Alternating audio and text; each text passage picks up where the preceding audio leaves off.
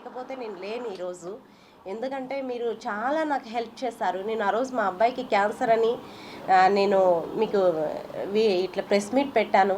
చాలామంది హెల్ప్ చేశారు. మీకు అందరికీ చాలా కృతజ్ఞతలండి. ఈరోజు నేను అపోలో క్యాన్సర్ హాస్పిటల్లో ఉన్నాను. అక్కడి నుంచి ఇక్కడికి రావడానికి కారణం ఏమిటంటే మా అబ్బాయికి ఇప్పుడు బోన్ మ్యారో ట్రాన్స్ప్లాంటేషన్ కంప్లీట్ అయ్యిందనే మీకు చెప్పడానికి ప్రెస్ మీట్ పెట్టి అందరికీ థ్యాంక్స్ చెప్పడానికే నేను వచ్చాను ఇక్కడికి. ఇంకొద్దిగా హెల్ప్ కావాలి, అందుకనే నేను ఇక్కడికి వచ్చాను. ఏంటంటే ఇప్పుడు ఆ రోజు ఏం జరిగిందంటే ఇక్కడ ప్రెస్ మీట్ పెట్టేసి నేను బెంగళూరుకి వెళ్ళేసాను. నాకేం తెలియదు అప్పుడు మా అబ్బాయి కండిషన్ సిచ్యువేషన్ బాగాలేదు.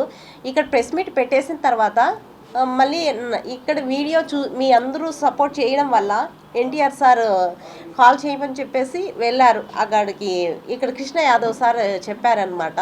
వచ్చారు అక్కడికి బెంగళూరుకి వచ్చి అక్కడ వీడియో తీసుకున్నారు. మళ్ళీ అక్కడ చాలామంది మేము హెల్ప్ చేస్తాము అని చెప్పేసి ఆ రోజు వీడియోలు అంతా మాట్లాడేసిన తర్వాత నేను ఇంకా వెయిట్ చేశాను. మా అబ్బాయికి అప్పటికే 70% బ్లాస్టర్ అయిపోయింది.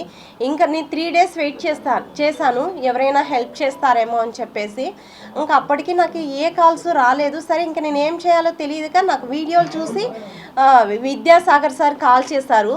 విద్యాసాగర్ కాల్ చేసి అమ్మ నేను మీకు హెల్ప్ చేస్తాను, మీరు ఫస్ట్ గవర్నమెంట్ దగ్గరికి వెళ్ళండి అని చెప్పేసి గవర్నమెంట్ దగ్గరికి వెళ్ళాను. అప్పుడు రామ్ ప్రసాద్ రెడ్డి సార్ మినిస్టర్ అనమాట. అప్పటికప్పుడు నాకు 3 days నేను వెయిట్ చేసిన తర్వాత ఎవరైనా హెల్ప్ చేస్తారేమో అని చెప్పేసి నేను వెయిట్ చేసిన తర్వాత కానీ మళ్ళీ 3 days ఎందుకు వెయిట్ చేశానంటే నా దగ్గర ఏం సపోర్ట్ లేదు, నేను ఎలా వెళ్ళాలి వేరే హాస్పిటల్కి అని చెప్పేసి నేను ఉండిన తర్వాత మళ్ళీ ఏం జరిగిందంటే అంతవరకు ఏ కాల్స్ రాలేదు. ఆ రోజు ఎన్టీఆర్ సార్ వీడియో కాల్ మాట్లాడిన తర్వాత అందరూ వచ్చారు, ఒక ముగ్గురు మేము హెల్ప్ చేస్తాము అనేసి.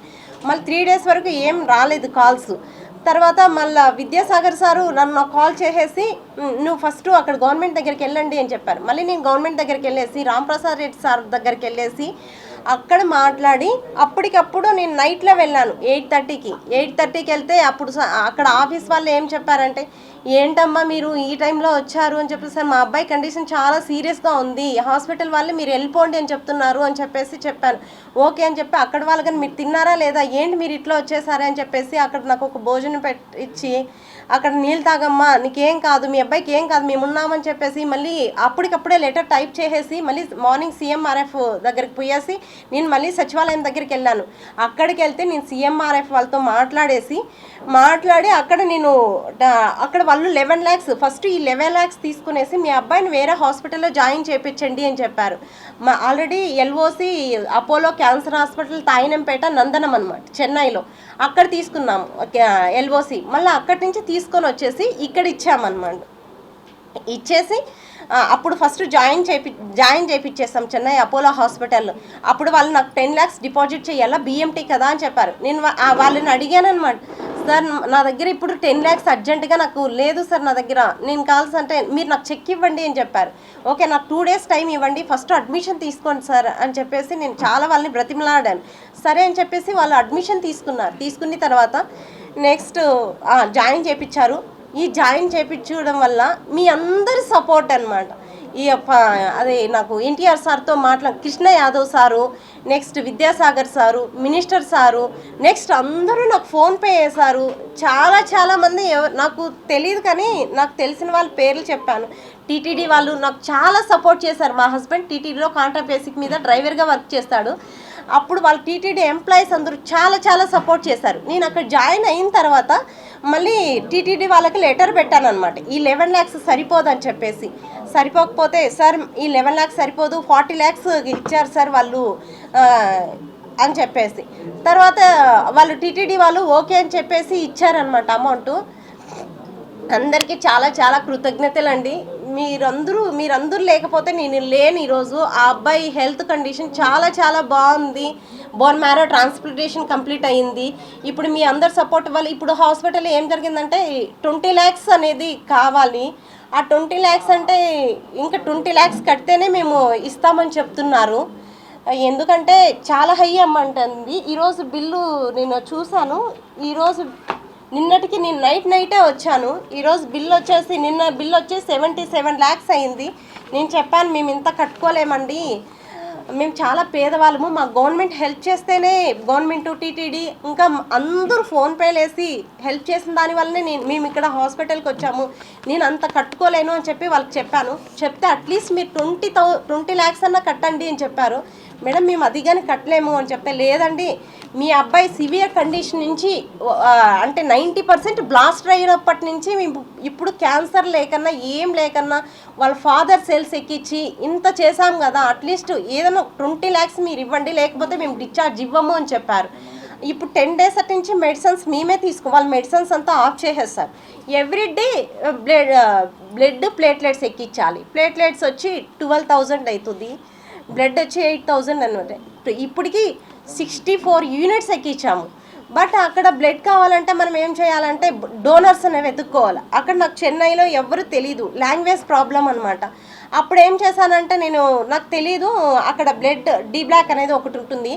అక్కడికి వెళ్ళేసిన తర్వాత అక్కడ చాలామంది బ్లడ్ ఇవ్వడానికి వస్తూ ఉంటారు. వచ్చినప్పుడు నాకు అంటే ఇంగ్లీష్ వచ్చు కాబట్టి ఇంగ్లీష్లో వాళ్ళతో మాట్లాడి, ప్లీజ్ అండి మా అబ్బాయికి ఇలా ఉంది, ఇక్కడ వీళ్ళు బ్లడ్ ఇవ్వని అంటున్నారు, అమౌంట్ పెట్టుకున్నా కానీ మీరు ఎవరైనా హెల్ప్ చేయండి అని అంటే ఒకరిని నేను అడుక్కుంటాను, ప్లీజ్ అండి హెల్ప్ చేయండి మా అబ్బాయికి ఇలా క్యాన్సర్ వచ్చింది, ఇక్కడ ఏ బ్లాక్లో ఉన్నాము అని చెప్పేసి. తర్వాత వాళ్ళు ఇంకొకరికి అట్లా చాలామంది హెల్ప్ చేశారు. ఇప్పుడు 64 units అలాగే నాకు హెల్ప్ చేశారనమాట చెన్నైలో, ఒకరినొకరు అట్లా చేసి.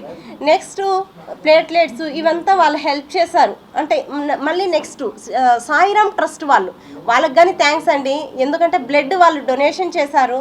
నెక్స్ట్ సాయిరామ్ ట్రస్ట్, ఇంకా NGOs అనమాట. వాళ్ళు మా అబ్బాయికి ఒకరోజు 1,60,000 మెడిసిన్, ఈ 10 days మెడిసిన్ ఆపేశారు, హాస్పిటల్లో ఇవ్వలేదు. నా దగ్గర అమౌంట్ ఎంత ఉన్నిందంటే కొద్దిగా ఒక 5-6 lakhs ఉంటే అట్లంతా అడ్జస్ట్మెంట్ చేశాను. వాళ్ళు మెడిసిన్ ఇవ్వలేదు కాబట్టి. నెక్స్ట్ NGOs వాళ్ళు ఏం చేశారంటే ఒక రోజుకి ఒకరు NGOs ఇస్తారనమాట. ఆ అబ్బాయికి మెడిసిన్ ఆపకూడదు అని చెప్పేసి ఆ మెడిసిన్స్ అంటే అవి తెచ్చిస్తారు మనకి. ఒక రోజుకి బిల్లుకి మేము పే చేస్తాము ఆ అబ్బాయికి అని చెప్పేసి అంటే హై అమౌంట్ ఇవన్నీ వాళ్ళు ఇచ్చారు. ఒకరోజు 3 days NGOs ఇచ్చారనమాట మాకు. నెక్స్ట్ నేను కొనుక్కున్నాను అనమాట బ్లడ్ ప్లేట్లెట్స్. ఇప్పుడు 10 days అటు నుంచి వాళ్ళు మెడిసిన్ ఆపేశారు కాబట్టి అన్నీ నేనే కొనుక్కుంటానా, నేనే చేస్తున్నా. ప్లీజ్ అండి ఇంత హెల్ప్ చేశారు కదా, ఈ ఒక్క సహాయం చేయండి. 20 lakhs కడితేనే డిశ్చార్జ్ ఇస్తామంటున్నారు, ఇది ఏదైనా చేయండి. ఇప్పుడు ఏంటంటే ఇవన్నీ ఈ నోట్స్లు ఏంటంటే మా అబ్బాయి చాలా NTR ఫ్యాన్ అనమాట. 2 years ఇంటర్ ఫస్ట్ ఇయర్ నుంచి దీంట్లో అన్ని సాంగ్స్, డైలాగ్స్, స్టోరీసే ఉంటాయన్నమాట. ఆ NTR మీద పిచ్చితో వాడు ఎంతసేపు ఎవరితో మాట్లాడేవాడు కాదు, ఎంతసేపు ఇవే చేసేవాడు అనమాట. ఏంటి స్టోరీస్, ఈ బుక్స్ అన్నీ చూడండి, ఇవన్నీ సాంగ్సే, ఇవన్నీ డైలాగ్స్, ఇవంతా స్టోరీ. నేను ఒక సినిమా తీయాలి ఇలా ఉండేవాడు. ఇప్పుడు మొన్న చెప్పాడు, ఇప్పటికి నేను హాస్పిటల్లో ఉండలేనమ్మా, ప్లీజ్ నన్ను బయట తీసుకెళ్ళి, నేను డిప్రెషన్లోకి వెళ్ళిపోయాను, నువ్వు ఇంత కష్టపడినాను 2 years నుంచి ఈ కష్టపడినా కాబట్టి నేను చనిపోవాలనిపిస్తుంది, నాకు టాబ్లెట్స్ ఇవ్వు, నేను చనిపోతాను, నేను ఇక్కడే ఉండి నాకు ఏదోలాగా ఉంది అని చెప్పి చెప్తున్నాడు. ప్లీజ్ ఎవరైనా అట్లా హెల్ప్ చేయండి అని, నాకు ఇంత సహాయం చేశారు, ఈ ఒక్క హెల్ప్ చేయండి ప్లీజ్. మేము చేతులెత్తి నమస్కరిస్తున్నాను సార్. ఎవరైనా సరే నాకు ముందు మీరు ఎంత హెల్ప్ చేశారు కదా, ఈ చిన్న సహాయం అని నేను అనుకుంటున్నాను. ఏదో ఒకటి చిన్నదో పెద్దదో ఒక ప్రాణాన్ని అందరూ కలిసి కాపాడారు కాబట్టి ఇప్పుడు కానీ ఎవరో ఒకరు నాకు సహాయం చేయండి సార్, ప్లీజ్ సార్. మీకు చేతులు ఎత్తి నమస్కరిస్తున్నాను సార్. మా హస్బెండ్ తరపున టీటీడీ వాళ్ళు మాకు చాలా సపోర్ట్ చేశారు. JEO madam, EO sir, next TTD employees మొత్తం హెల్ప్ చేశారు సార్. నేను ఒకవేళ ఎవరినైనా నాకు హెల్ప్ చేస్తుంటే ఐఎమ్ ఎక్స్ట్రీమ్లీ సారీ సార్, క్షమించండి. నాకు ఆల్రెడీ 2 days నుంచి ఫీవర్ వస్తుంది, అంటే స్ట్రగుల్ అయ్యి ఎవరైనా నేను మర్చిపోయింటే క్షమించండి సార్. మాకు thanks, very thanks sir. Please ఈ ఒక్క సహాయం చేయండి సార్, చేతులెత్తి నమస్కరిస్తున్నాను సార్. ఆ అబ్బాయిని డిశ్చార్జ్ చేయించండి సార్, మేము అదే కోరుకుంటున్నాను సార్. ఇంకా ఆ అబ్బాయి ఏం చెప్తుంది, నేను చనిపోతానమ్మా, నాకు టాబ్లెట్స్ ఇచ్చేసాయి, నేను చనిపోతాను, నా వల్ల కాదు ఈ జీవితం, నేను భరించలేను, 2 years నుంచి నేను ఇలాగే ఉన్నాను, నా వల్ల కాదు, హాస్పిటల్లో ఉన్నాను 2 years నుంచి. లాస్ట్ 22 డిసెంబర్ 28 అబ్బాయికి కాలు యాక్సిడెంట్ అయింది. కాలు యాక్సిడెంట్ అయిపోయి నెక్స్ట్ హ్యూమనిటీ పవర్ తగ్గిపోయి ఆ క్యాన్సర్ వచ్చిందనమాట. అప్పటి నుంచి ఈ స్ట్రగుల్ అనేది పడుతూనే ఉన్నాను. ఆ అబ్బాయి నేనే ఎంతసేపు హాస్పిటల్లోనే అనమాట. ఆ అబ్బాయి ఏడుస్తుంటే నా ప్రాణం పోయిన, వెయిన్స్ అనేటివి ఉండవు వాళ్ళ క్యాన్సర్ వాళ్ళకి, గుచ్చుతూ ఉంటే అమ్మ అమ్మ అని అరుస్తుంటాడనమాట. ఇప్పుడు కానీ మార్నింగ్ నుంచి నాకు డిశ్చార్జ్ చేస్తేనే నేను మార్నింగ్ నుంచి అట్లీస్ట్ రైస్ గెంచి తాపుతారు ఆ అబ్బాయికి, అది కానీ తాగట్లేదు.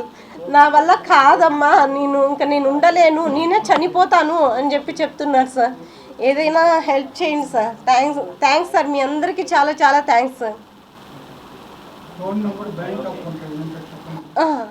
Phone number 9490829381, PhonePe Google pay. మా హస్బెండ్ వచ్చి 9676330518. ఇంకా మాకు అక్కడ వీళ్ళు మాత్రమే హెల్ప్ చేశారు ఆ రోజు. ముందు ఎన్టీఆర్ సార్ హెల్ప్ చేయలేదు, ఇప్పుడైనా ఎన్టీఆర్ సార్ ఆ అబ్బాయికి హెల్ప్ చేయాలని కోరుకుంటున్నాం సార్. అట్లీస్ట్ ఆ అబ్బాయి మీ మీద ఇంత ప్రేమతో ఈ స్టోరీస్ డైలాగ్స్ ఇవన్నీ రాశారు కదా, ఇదన్నా ఒక్కసారైనా మీకు కనికరించండి సార్, ఆ అబ్బాయికి హెల్ప్ చేయండి సార్ ప్లీజ్ సార్. లేదు సార్, చేయలేదు సార్. ఎన్టీఆర్ ఫ్యాన్స్ చేశారు సార్. లేదు సార్, చేయలేదు సార్. ఎన్టీఆర్ ఫ్యాన్స్ వాళ్ళ ద్వారా మాకు 2 lakhs వచ్చింది సార్. 2,50,000 దాకా వచ్చింది సార్ మాకు. ఏం చెప్పారంటే అక్కడ మేము చూసుకుంటానమ్మా, నేను చూసుకుంటాను అని చెప్పారు సార్. ఎన్టీఆర్ సారు నాతో వీడియో కాల్ మాట్లాడిన తర్వాత నేను చూసుకుంటాను అని, నేను చేస్తాను అని చెప్పారు సార్. తర్వాత మాకేం కాల్ చేయలేదు సార్, ఏం చూడలేదు సార్. ఫోన్లో వీడియో కాల్లో మాత్రమే చూశారు సార్. చూసి ఆ అబ్బాయికి ధైర్యం చెప్పారు, ధైర్యంగా ఉండండి అని చెప్పారు సార్.